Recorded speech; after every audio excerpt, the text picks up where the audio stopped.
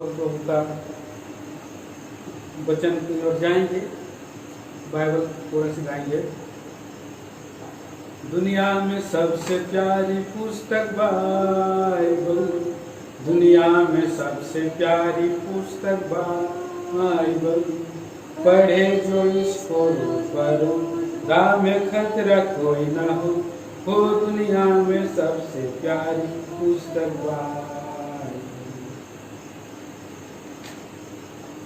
मत्ती रचित सुसमाचार उसका 26 अध्याय और उसका 26 से 29 वचन तक पढ़ेंगे बारी बारी से।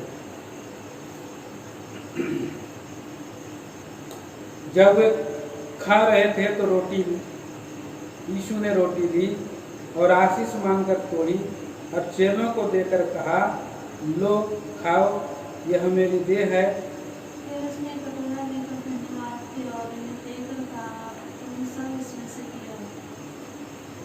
क्योंकि यह वाचा का मेरा वह लहू है जो बहुतों के लिए पापों की क्षमा के निमित्त बहाया जाता है।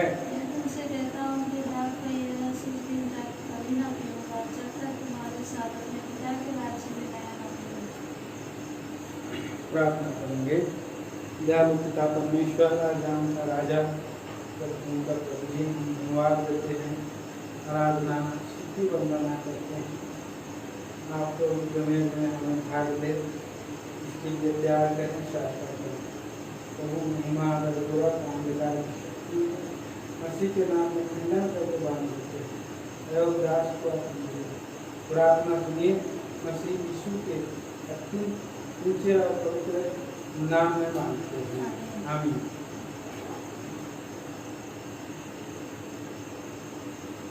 प्रभु का हम धन्यवाद देते हैं। प्रभु ने हमें ये इन दिनों में लॉकडाउन में भी प्रभु ने यह प्रबंध किया है कि हम प्रभु की वचन की संगति करें और वचन का हम भोज लें। और प्रभु ने हमारे लिए अभी थोड़ा सा खुला है तो एक एक करके प्रभु के घर में आकर के पवित्र मेज में भी भाग लेते हुए जा रहे हैं। और पिछले दिनों से प्रभु ने ये प्रबंध किया, प्रभु को धन्यवाद दे देते हैं, क्योंकि प्रभु का योजना अनंत काल की है। जो यहाँ पर हम देखते हैं कि किस तरह से उसने कहा, प्रभु यीशु मसीह ने कहा, जब वे खा रहे थे तो यीशु ने रोटी ली, आशीष मांगकर तोड़ी और चेलों को देकर कहा, लो खाओ, यह मेरी देह है। ये रोटी क्या है? प्रभु की देह है। प्रभु की देह के रूप में ये रोटी है। तो प्रभु यीशु मसीह एक रोटी बन करके अपने आप को दर्शाए। रोटी के साथ उसने तुलना किया कि प्रभु का साथ हम प्रभु को खाएं, संगति करें। प्रभु का वचन में हमने यूहन्ना सुसमाचार 6 अध्याय में पढ़ते हैं, प्रभु ने कहा कि नाशवान भोजन के लिए परिश्रम ना करो। बहुत सारे लोग आ रहे थे भोजन, नाशवान भोजन के लिए, परंतु हम देखते हैं कि पुराने समय का उन्होंने उदाहरण दिया। हमारे बाप दादे जंगल में कैसे रोटी खाते थे? मन्ना से रोटी खाते थे, मन्ना की रोटी खाते थे। लेकिन मन्ना की रोटी खा करके बहुत लोग मर गए। लेकिन प्रभु यीशु मसीह ने अपने बारे में क्या कहा? 6 अध्याय यूहन्ना सुसमाचार 6 अध्याय आप पढ़ देते हैं। यहाँ पर 31 वचन और 32 वचन। हमारे बाप दादों ने जंगल में मन्ना खाया, जैसा लिखा है, उसने उन्हें खाने के लिए स्वर्ग से रोटी दी। यीशु ने उनसे कहा, मैं तुमसे सच सच कहता हूँ कि मूसा ने तुम्हें वह रोटी स्वर्ग से न दी, परंतु मेरा पिता तुम्हें सच्ची रोटी स्वर्ग से देता है। क्योंकि परमेश्वर की रोटी वही है जो स्वर्ग से उतरकर जगत को जीवन देती है। सच्ची रोटी है। प्रभु यीशु मसीह जो है सच्ची रोटी है, जो हम लोग रोज देखते हैं, खाते हैं सुबह दोपहर शाम, वो सच्ची रोटी नहीं है। एक समय आएगा पेट भी नाश हो जाएगा, रोटी भी नाश हो जाएगा, तो पेट और रोटी दोनों खत्म हो जाएंगे। लेकिन हम देखते हैं कि यहाँ पर ये सच्ची रोटी जो है प्रभु यीशु मसीह है। अब सच्ची रोटी क्या देती है? जीवन, आत्मा के लिए जीवन देती है। ये आत्मिक रोटी है, ये आत्मिक रोटी प्रभु का वचन है। क्योंकि प्रभु यीशु मसीह को जब भूख लगा था, 40 दिन 40 रात उपवास रहने के बाद परीक्षा करने वाले आकर के उसको परीक्षा किया, तू तो परमेश्वर का पुत्र है, तो कह कि ये पत्थर रोटी बन जाए। तो प्रभु यीशु मसीह ने कहा कि मनुष्य केवल रोटी से जीवित नहीं रहेगा, लेकिन मेरे मुख से निकला हुआ हर एक वचन से जीवित रहेगा। तो वह रोटी स्वर्ग से उतरा है, वो यीशु मसीह है। तो यीशु मसीह का वचन हमारे जीवन में, आत्मा में हमें जो है बलवंत करता है, सामर्थ्य बनाता है। वो प्रभु का वचन जो है रोटी भी है, और वचन जो है दूध भी है, और वचन जो है मीट भी है। प्रभु का वचन मीट भी है, रोटी भी है, पौष्टिक आहार है। पढ़िए 1 पीटर 2 चैप्टर 2 वर्ष, पहला पतरस की किताब 2 अध्याय और 2 वचन। नए जन्मे हुए बच्चों के समान निर्मल आत्मिक दूध की लालसा करो, ताकि उसके द्वारा उद्धार पाने के लिए बढ़ते जाओ। तो नए जन्मे हुए बालकों के समान दूध की लालसा करो। अभी रोटी बना है, दूध बना है, अब उसकी लालसा करो बोल रहा है। तो नया वचन का, प्रभु का ये सच वचन हमको प्रभु दिया है, इसीलिए हमें उसकी लालसा करने की आवश्यकता है। भजन संहिता की किताब, और मैं उसको पढ़ता हूँ, भजन संहिता में हम पढ़ते हैं उसका 4 अध्याय में, भजन संहिता 14 अध्याय, और पढ़िए 7 वचन। तूने मेरे मन में उससे कहीं अधिक आनंद भर दिया है, तूने मेरे मन में उससे कहीं अधिक आनंद भर दिया है, जो उनको अनंत और दाख मधु की बढ़ती से होता था, जो उनको अन्न और दाख मधु से बढ़ती से होता है। तो मनुष्य के जीवन में अन्न और दाख मधु ये जो है बहुत आनंददायक लगता है। किसी को पुलाव खाने का बहुत मन है, तो किसी को जो है बिरयानी खाने का बहुत मन है, किसी को और भी वस्तुओं को चिकन खाने का ज़्यादा मन है, किसी को आइसक्रीम खाने से, जब शादी ब्याह है होता है तो पहले आइसक्रीम के पास जाएंगे, दौड़े जाएंगे, रोक नहीं सकते। बहुत लोग वो स्वीट खाने के लिए उनको जो है और आनंद लगता है, सब कुछ छोड़ देंगे, स्वीट खाने के लिए जाएंगे। और बहुत लोगों को मन करता है कि जब शादी विवाह हो रहा है तो चाट खाते हैं, सारा खाना पीना छोड़ करके चाट खाने के लिए चले जाएंगे। चाट खाने के लिए उसको बहुत आनंद होता है, दूसरा कुछ छोड़ देंगे। तो इस तरह से बहुत लोगों को जो है अपना अपना चॉइस है, और उसको खाने के लिए आनंद उनको लगता है, और इसलिए हम उसके लिए काफ़ी प्रयत्न भी करते हैं, परिश्रम भी करते हैं, ये सारे कामों को करते हैं कि कैसे भी वो मिले, इसके लिए दूर स्थान तक जाते हैं खाने पीने की वस्तुओं के लिए। परंतु प्रभु का वचन का आनंद जो है यहाँ पर पाते हैं। तूने मेरे मन में उससे कहीं अधिक आनंद भर दिया, जो उसके अन्न और मधु की बढ़ती से भी बहुत आनंद होता है। अगर हमारे जीवन में भूख और प्यास अगर वचन का रहेगा तो प्रियो यहाँ पर हम देखते हैं कि धीरे धीरे ये आनंद आपका वचन का रुचि के अनुसार बढ़ता जाएगा, बढ़ता जाएगा, बढ़ता जाएगा। इसलिए प्रभु के दास लोग इन दिनों में वचन का अध्ययन कर रहे हैं, बांट रहे हैं और रोज रोज दे रहे हैं कि हम लोग अधिक बलवान हो, क्योंकि ये जो है कठिन दिन है, दुर्बल करने वाला दिन है, निराश करने वाला दिन है, हताश करने वाला दिन। आत्मा बलवंत रहे। फिर नौजवानों तुम बलवंत हो बोल करके वचन कहता है। कैसे बलवंत हो सकता है? वचन को धारण करके बलवंत हो सकता है। तो इसके लिए रुचि बढ़ाना है, टेस्ट बढ़ाना है बोल के प्रभु के अनेक दास लोग जगह जगह से प्रभु का वचनों को दे रहे हैं।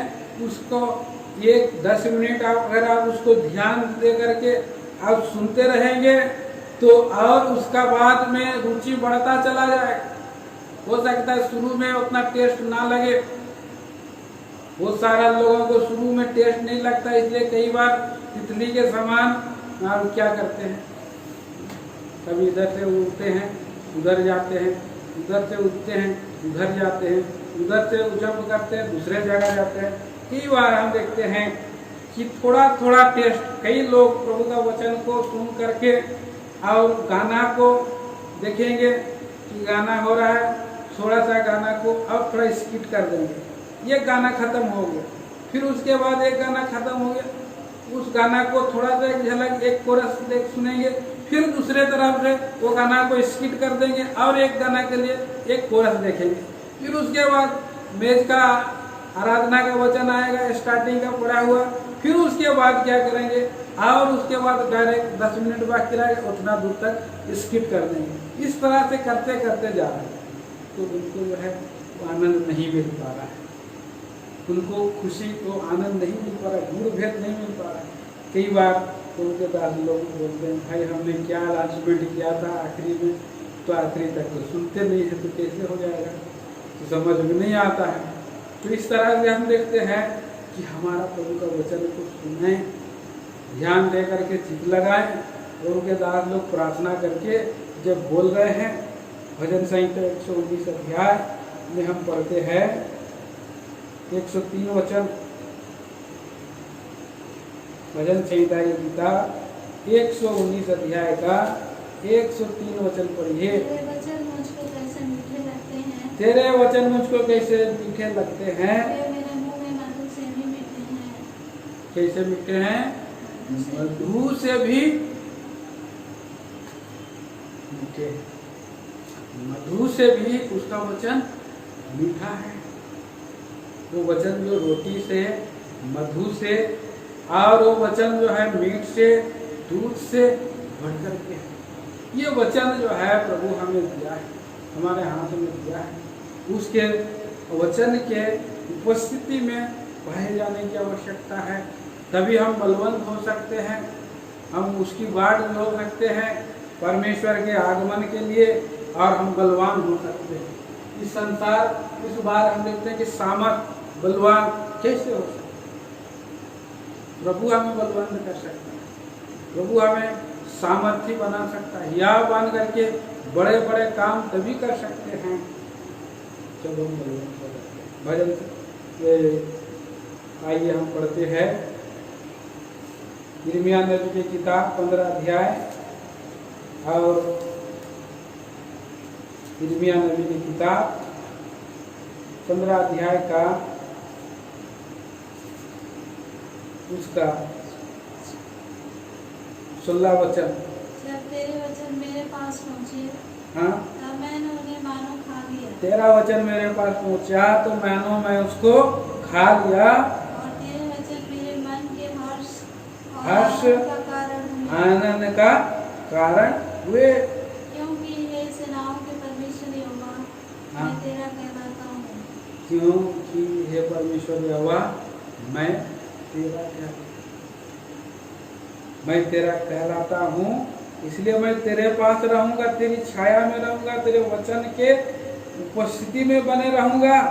पढ़िए उसका 17 वचन भी। तेरी छाया मुझ पर हुई, तेरी छाया मुझ पर हुई, मैं मन बहलाने वालों के बीच बैठकर प्रसन्न नहीं हुआ। मैं मन बहलाने वालों के बीच में बैठकर प्रसन्न नहीं हुआ। तेरे हाथ के दबाव से मैं अकेला बैठा, तेरा हाथ के दबाव से मैं अकेला बैठा। क्योंकि तूने मुझे क्रोध से भर दिया था। आनंद पाने के लिए हाथ के दबाव के नीचे में बैठे रहना है। अब तभी वो क्या हो जाएगा, वो भी हर्ष बन जाएगा, आनंद बन जाएगा। हाँ, हर्ष और आनंद बन जाएगा, बलवंत होने का कारण बन जाएगा। तो ऐसा ज्योति भी ले आता है। प्रभु का वचन क्या ले आता है, ज्योति भी लेकर आ जाता है। पढ़िए भजन संहिता की किताब, उसका 119 अध्याय और उसके वचन 105।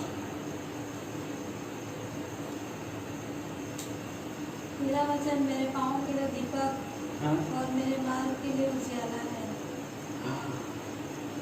वचन का प्रकाशमान जब होगा, मनुष्य दृढ़ हो जाता है, व्याव बन जाता है, और वो बलवंत हो जाता है, और वो इस तरह से उसको ज्योति आ जाता है, ज्योति में वो चलते रहता है।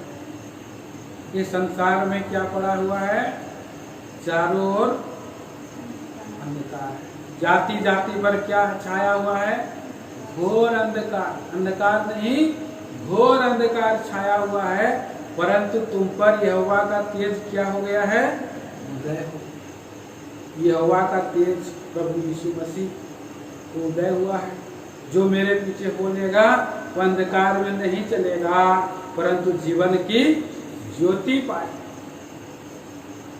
जीवन का ज्योति, वचन का प्रकाश हम पर जब आता है, हमारे भविष्य के जीवन में को हम देख सकते हैं, वर्तमान में घटी घटनाओं को हम आभास कर सकते हैं, और उसी वचन के आने से पुराने भूतकाल में सच्ची क्या क्या घटा है, ये वचन ही हमें बतलाता है, और भूत वर्तमान भविष्य को वो प्रकाश करता है। जीवन के बाद को भी वो वचन जो है दिखाता है। प्रभु यीशु मसीह ने जीवन और अमरता को प्रकाशमान कर दिया। इसलिए दाऊद कहता है, चाहे मैं घोर अंधकार के भरी हुई तराई में होकर के भी चलूं, तो हानि से मैं नहीं डरूंगा, क्योंकि मेरा प्रभु मेरे साथ रहता है। मेरा प्रभु मेरे साथ रहता है, मैं नहीं डरूंगा। और उसको उसके सामने प्रभु ने क्या बिछाया है, मेज बिछाया, रोटी लगाई बल देने के लिए, और घोर अंधकार के बीच में बीज लगाया गया है। उसका भविष्य अंधकार में दिख रहा था, लेकिन वो परमेश्वर मेरा साथ में है, तो मुझे अब क्या डर है। परमेश्वर मुझे अगर स्वर्ग में है तो मैं वहाँ जाना चाहता हूँ। किसी दास ने कहा कि अगर प्रभु यीशु मसीह नरक में भी रहेगा तो मैं प्रभु यीशु मसीह के पास नरक में भी जाने के लिए तैयार हूँ। अगर प्रभु यीशु मसीह मुझे नरक ले जाएगा तो मैं वहाँ भी जाने के लिए तैयार हूँ, बोल रहा है। स्वर्ग में मेरा कौन है और पृथ्वी पर और कुछ नहीं चाहता, वह बजाय आपका साथ में रहना चाहता हूँ, बोलकर कह रहा है प्रभु का दास।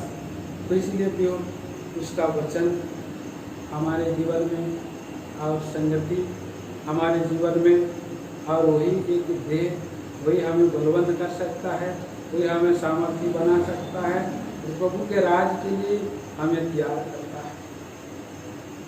प्रभु यीशु मसीह को भूख लगा था, दोपहर के समय में उसको पहले प्यास लगा तो उसने पानी मांगा। कुछ चेले लोग आए थे, कुछ देर के बाद खाने के लिए दे रहे थे प्रभु यीशु मसीह, और प्रभु यीशु मसीह ने कहा, मेरे पास एक और भोजन है, मुझे उसको खाना है, कि मेरा पिता की इच्छा को पूरा करना है।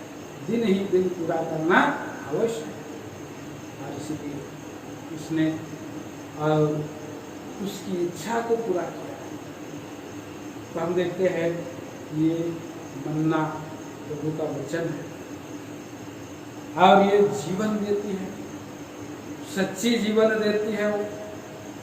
वो मधु के रूप में देती है, ज्योति दे देती है, टॉर्च के रूप में वो हमको रोटी के रूप में बलवान कर देती है, और वो हमारे लिए मीट के नाई स्ट्रॉन्ग कर देती है। और इस तरह से वो वचन जो है हमें और दूध के समान हष्ट-पुष्ट और मजबूत बना देता है। ये वचन है हमारा प्रभु ने हमें दिया है। इसलिए वचन के घेरे में, वचन की संगति में बने रहना है, और तभी हम उसके देह में हमारा जीवन बह सकता है, उसका जीवन हमारे देह में बह सकता है। उस वचन के अंदर में रहने से हमारा जीवन बह सकता है। हमें लाभ उठाना है। इसलिए व्यवस्था विवरण की किताब 32 अध्याय, व्यवस्था विवरण की किताब उसका क्षमा करिए 33 चैप्टर 33 अध्याय और पढ़िए 3 वचन। वो निश्चय देश देश के लोगों से प्रेम करता है, निश्चय वो देश देश के लोगों से प्रेम करता है। उसके सब पवित्र लोग तेरे हाथ में हैं, हाथ में है, वे तेरे पाँव के पास बैठे रहते हैं। हाँ, एक एक तेरे वचनों से लाभ उठाता है। वचनों से लाभ। इसीलिए ये रोटी वचन की नाई, लाभ उठाना। दूसरा हम विचार देखते हैं मत्ती सुसमाचार 26 अध्याय में, और यहाँ पर हम देखते हैं 28 वचन। पढ़िए, हाँ 27 और 28। मत्ती का सुसमाचार 26 अध्याय 27 और 28। फिर उसने कटोरा लेकर धन्यवाद किया, हाँ, और उन्हें देकर कहा, तुम सब इसमें से पियो, हाँ, क्योंकि ये वाचा का मेरा वह लहू है जो बहुतों के लिए पापों की क्षमा के लिए बहाया जाता है। वाचा का लहू, प्रभु यीशु मसीह वाचा का लहू के रूप में अपना रक्त को बहा दिया है। इसको पियो, वाचा का लहू है।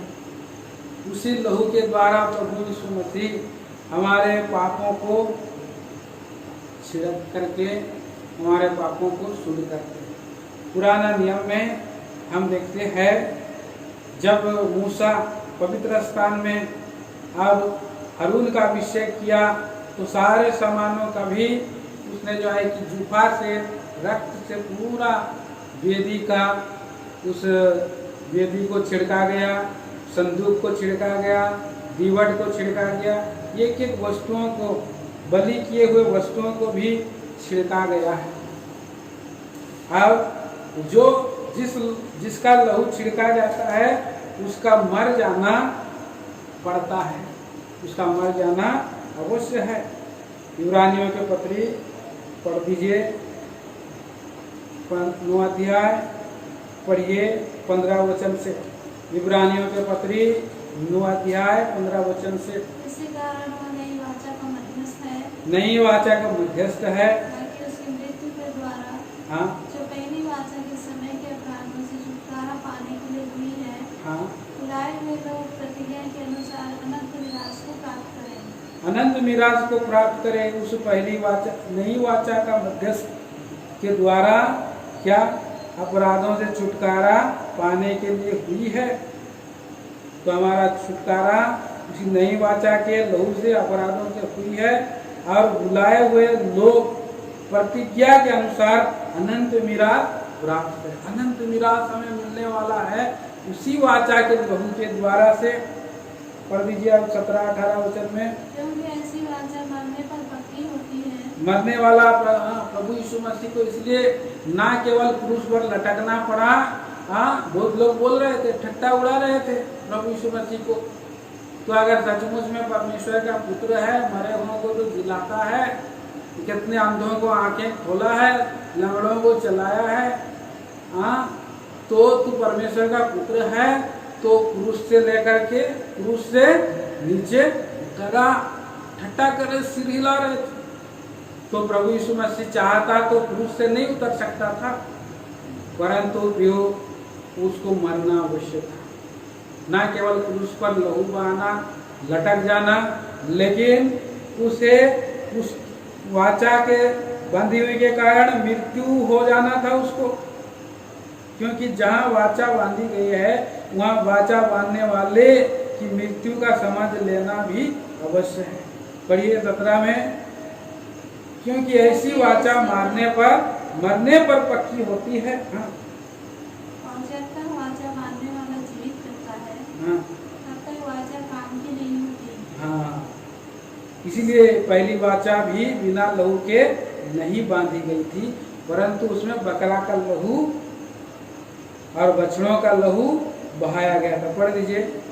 क्योंकि जब मूसा सब लोगों को व्यवस्था की हर एक आज्ञा सुना चुका, हाँ, जो उसने बछड़ों और बकरों का लहू लेकर पानी या लाल ऊन और जूठा के साथ उस पुस्तक पर और सब लोगों पर छिड़क दिया। हाँ, और कहा, यह उस वाचा का लहू है जिसकी आज्ञा परमेश्वर ने तुम्हारे लिए दी है।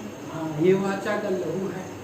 तो परमेश्वर ने वहां पर मेमने का बलिदान पुराने नियम में किया, वही वाचा का ये लहू है। लेकिन आगे पढ़िए 20-22 वचन।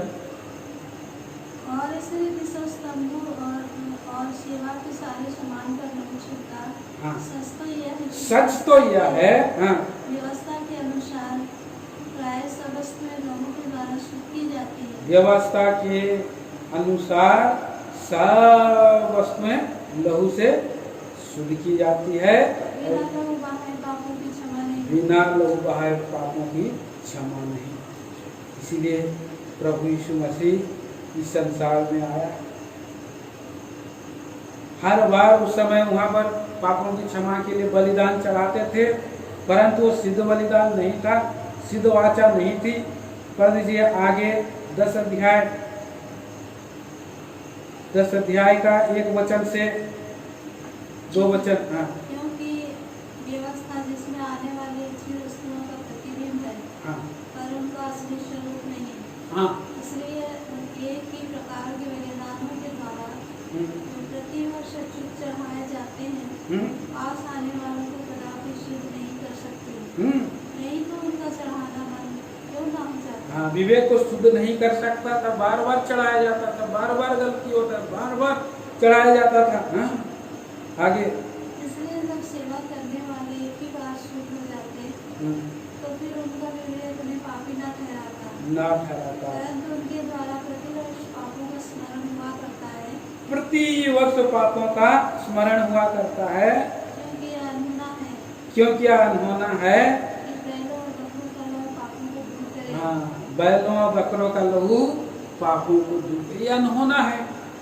परंतु प्रभु यीशु मसीह ने नई वाचा बांधा तो अपना मर गया, गाड़ा गया और तीसरे दिन जी उठ करके अपना ही वाचा का लहू को लेकर के कहाँ गया? सिद्ध तंबू में प्रवेश किया। पढ़िए 9 अध्याय 11 वचन में।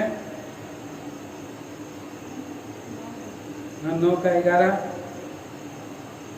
हाँ, पढ़िए 24 में भी लिखा, पढ़िए। परंतु जब आने वाली अच्छी वस्तुओं का महायाजक होकर आया, हाँ, तो उसने और भी बड़े और सिद्ध तंबू से होकर, बड़े और सिद्ध तंबू में होकर, जो हाथ का बनाया हुआ नहीं, हाँ, अर्थात इस सृष्टि का नहीं, हाँ, क्योंकि मसीह ने उस हाथ के बनाए हुए पवित्र स्थान में, जो सच्चे पवित्र स्थान का नमूना है, प्रवेश नहीं किया, हाँ, और स्वर्गीय में प्रवेश किया ताकि हमारे लिए परमेश्वर के सामने दिखाई दे। तो उसी अपने ही लहू को लेकर के गया। 12 वचन फिर पढ़िए। और बकरों और बछड़ों के लहू के द्वारा, हाँ, नहीं, पर अपने ही लहू के द्वारा एक ही बार पवित्र स्थान में प्रवेश किया, एक ही बार पवित्र स्थान में प्रवेश किया और अनंत छुटकारा प्राप्त किया है। आप 14 तक पढ़ लीजिए। क्योंकि जब बकरों और बैलों का लहू कलोर की राख का अपवित्र लोगों पर छिड़का जाना हाँ, शरीर की शुद्धता के लिए उन्हें पवित्र करता है। शरीर की शुद्धता के लिए पवित्र करता है, प्राण और के लिए नहीं करता है, क्योंकि उसका विवेक दोषी ठहराते रहता है। आगे, तो मसीह का लहू जिसने अपने आप तो मसीह का लहू जिसने अपने आप को सनातन आत्मा के द्वारा परमेश्वर के सामने निर्दोष चढ़ाया, तुम्हारे विवेक को मरे हुए कामों से क्यों न शुद्ध करेगा, ताकि तुम जीते परमेश्वर की सेवा। ये है नई वाचा का लहू, और इसलिए बहाया जाना जरूरी, और उसको मर जाना पड़ा था। और उपयोग क्योंकि ये अनहोना था कि मनुष्य का पापों की क्षमा मेंढे और बकरों के लहू से, जो पुरानी वाचा है, उससे शुद्ध हो सकता था। लेकिन इसीलिए प्रभु यीशु मसीह ने इसी नई वाचा के लहू को हमारे जीवन में दिया है। अब इसी वाचा का लहू उसका एक एक रक्त है। जो अपने पापों को मान लेता है, तो प्रभु यीशु मसीह का लहू उसके पापों को शुद्ध करने में विश्वास योग्य और धर्मी। हम अपने पापों को माने, ज्योति में चले, पवित्र परमेश्वर का और उसी वाचा का लहू को इनकार ना करें, तुच्छ ना जाने।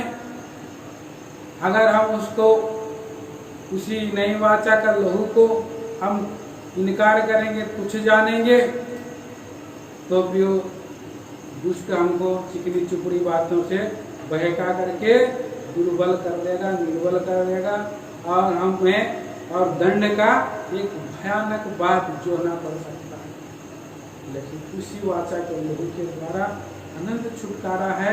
परमेश्वर के सामने में सही रीति से आकर के और उसी में हम पाए जाएं, मेल मिलाप रखे और बलवंत बने, और प्रभु के आगमन तक के लिए तैयार। प्रभु हमें सहायता कराइए, हम प्रभु के मेज के निकट में भी आए। प्रभु का रोटी, प्रभु का मेज, परमेश्वर का वस्त्र में हम आकर के अपने आप को ठीक ठाक करते हुए, जांचते और रखते हुए प्रभु के राज के लिए हम तैयार हों। प्रभु सहायता करें। आइए छोटी सी दुआ करें। प्रभु जी, हम धन्यवाद देते हैं, स्तुति करते हैं आपके सनातन वाचा के लहू के बारे में आपने बताया, पवित्र देह के रूप में।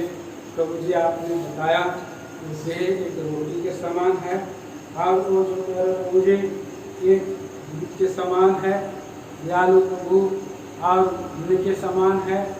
इस तरह से मेरे प्रभु जी, आप हमें मधु से भी अधिक आपका वचन मीठा है।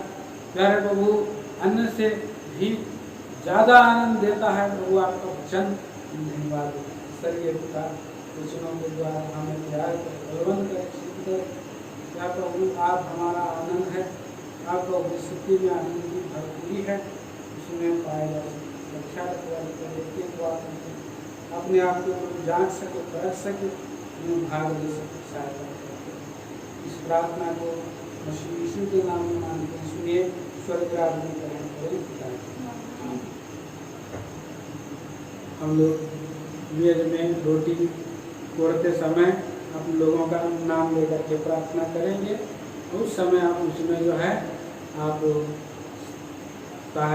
आमीन कह करके अपने घरों में सहयोग हो सकते हैं। अभी आप लोग मेज जांचते परखते हुए मेज खाने के लिए आ जाइए।